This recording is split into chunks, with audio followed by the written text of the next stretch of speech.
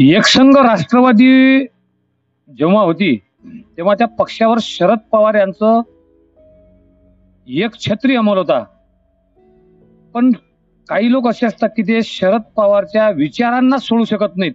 त्यामधले अंजनगाव तालुका प्रमुख शरदचंद्र पवार यांच्या तुतारीचे माननीय प्रदीप भाऊ येवले यांची आज आपण मुलाखत घेणार आहोत. जे नगर परिषद अंजनगावची आहे त्या नगर परिषद मध्ये आपली स्थिती काय आणि तुमचा पक्ष फुटल्यानंतर कशा तऱ्हेने या अंजनगावमध्ये प्रगती करत आहे. नमस्कार दादा. नमस्कार. अंजनगाव सुरजी शहरात राष्ट्रवादी काँग्रेस पक्षाची अतिशय सबळ स्थिती आहे. पक्ष संघटन अतिशय मजबूत आहे. तुम्ही पाहिलं असन सर्वसमावेशक शेतकऱ्यासाठी सर्वसामान्य जनतेसाठी रस्त्यावर आंदोलन आणि रस्त्यावर येणारे आम्ही आणि अंजनगाव नगरपालिकेत आज सक्षमपणे आमचे 15 उमेदवार आहेत आणि 15 उमेदवार का टाकले. आम्ही सर्व पदाधिकाऱ्यांनी विचार केला की पूर्ण 28 उमेदवार उभे केल्यापेक्षा जिथं सक्षमपणे उमेदवार आहेत ते उभे करायचे. 15 उमेदवार केले. 15 पैकी पूर्ण 90% उमेदवार आमचे 100% निवडून येतील हे आम्हाला आत्मविश्वास आणि शाश्वती आहे. हे तुम्ही 3 तारखेला पहा. जातीपातीच्या राजकारणात जे 2014 पासून एक जातीपातीचं फार विकृत राजकारण या महाराष्ट्रात या भारतात चालू झालं. हे जातीपातीचं राजकारण तुम्ही या अंजनगावामध्ये त्याचा समतोल कसा लागला. हे पहा, जातीपातीचं राजकारण करणारा हा जो बीजेपी पक्ष आहे हा याच्या समोर कोणताच अजेंडा नसते. निवडणुकाला फक्त जातीपातीचं राजकारण करणे. परंतु आम्ही पवार साहेबांच्या सर्वसमावेशक विकासाच्या विचारधारेचे पाहिजे त्याचसाठी त्यांच्या सोबत आहोत. तुम्ही महाराष्ट्राच्या आणि देशाच्या राजकारणात पाहिलं असून एकमेव विचाराशी निगडीत असणारा नेते आहेत पवार साहेब. आता याही शहरात आमच्यासोबत मुस्लिम आहेत, आमच्यासोबत बुद्धिस्ट आहेत, आमच्यासोबत पाटील मराठा समाज आहे. सर्व समावेशक आमचे उमेदवार इथे उभे दिसतील तुम्हाला. तर आम्ही आमचा वचननामा 10 सूत्री जाहीर करणार आहोत आणि आम्हाला गॅरंटी आहे किती काही जातीपातीचं राजकारण करो परंतु लोक ते सुद्धा विचारधारे आहेत की जे विकासाच्या विचाराला ठामपणे सोबत असतात. बीजेपी ते म्हणते की विकास फक्त आम्हीच करू शकतो कारण आमच्या जवळ महाराष्ट्रातली सत्ता आहे, त्यानंतर भारताची म्हणजे केंद्रातली सत्ता आहे. शिंदे म्हणतात की नगर विकास मंत्रीपद आमच्याकडे आहे. मग अशा राजकारणात तुम्ही निधी कुठून आणसाल.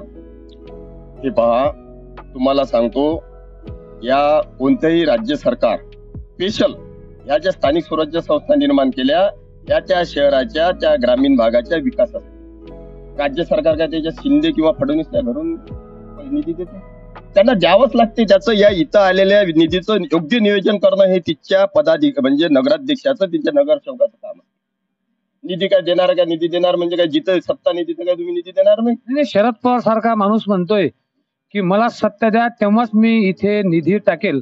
आजच्या पेपरातलं स्टेटमेंट आहे. अजिबात नाही. मला नाही वाटत असं स्टेटमेंट आहे पवार साहेबांचं. अजित पवारांचं. अजित पवार साहेब आता कोणासोबत आहेत तुम्हाला माहित आहे ना दादा. तरी या महाराष्ट्रात भ्रम आहे की शरद पवार आणि अजित पवार हे एकत्र होऊ शकतात किंवा एकत्रच आहेत. हे बा शरद पवार यांनीच आपले आमदार किंवा हे फुटू नये म्हणून त्यांच्याकडे पाठवलं. नाही, आता त्याच्यावर मी भाष्य करू इच्छित नाही. सर्व महाराष्ट्राने हे पाहिलेलं काय परिस्थिती आहे. अजित दादा सध्या कुठे आहेत हे माहित आहे आणि पवार साहेब कुठे आहेत हे माहित आहे. आणि शेवटी त्याच्यावर आपल्यासारखा बोलत आम्ही सामान्य कार्यक्रम पदाधिकारी काय बोलत.